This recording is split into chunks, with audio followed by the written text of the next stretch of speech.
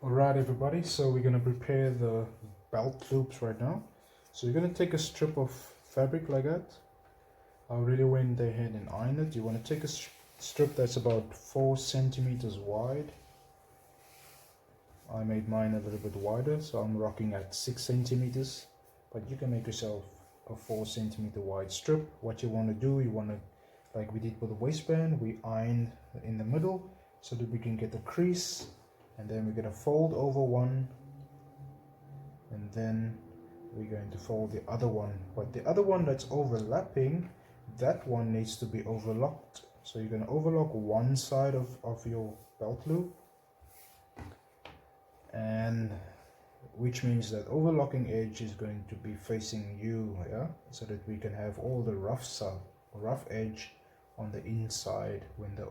When the part that has the overlocking overlaps, we will not see the rough side. Cool. So once you've done that, and I went ahead on to iron it flat like that, you want to jump onto your machine real quick, and then we're going to sew 2 lines of stitches, 5 millimeters from the edge. Lower your needle. You don't need to back tack for this stitch, you can just run it.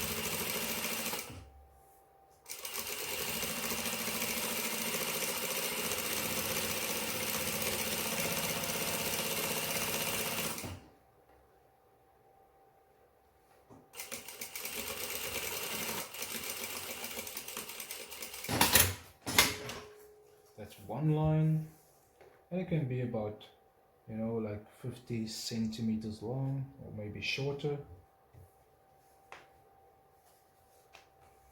We're going to run our next line of stitch, 5 millimeters wide as well. No back tacking.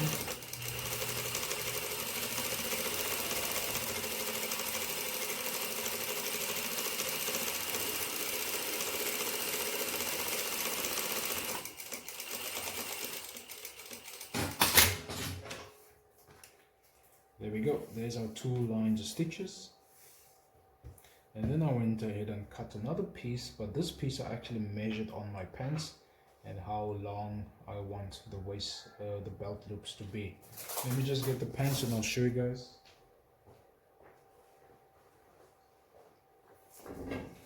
So what I did was I took a piece of the fabric and then I measured my waistband, and then I folded in 5 millimeters. And I placed it on there, and then I checked if I folded in another 5 millimeters, where would I land, you know.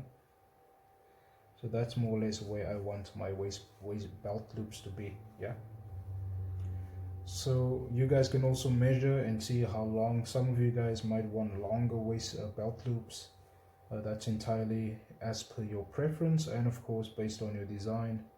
But in my case, I'm just going to keep it standard. I'm going to iron it in 5 millimeters, place it right up top of the waistband, and then just overlapping the top stitch or the edge stitch that we did earlier. And that's how I want my belt loops to be. Cool. So I'm going to cut 5 of these, and then I'm going to place it on my waistband, and I'll show you guys how we're going to go about sewing these little belt loops. Cool.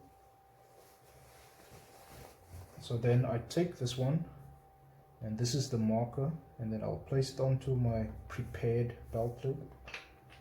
Take my chalk, and then I'll mark 5 of these.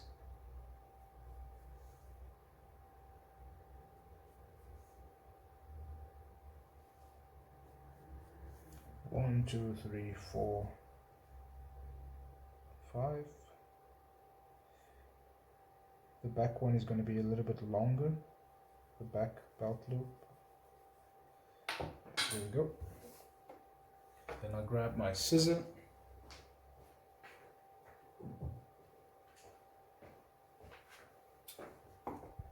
Cut these belt loops.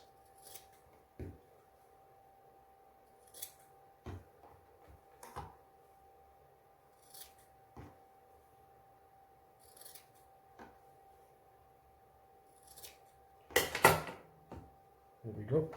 So now I'm going to jump on the iron and just iron them flat 5 millimeters. on either side, on both sides, but I'll just do that by hand real quick and then show you guys how we're gonna go about putting these belt loops on. Cool.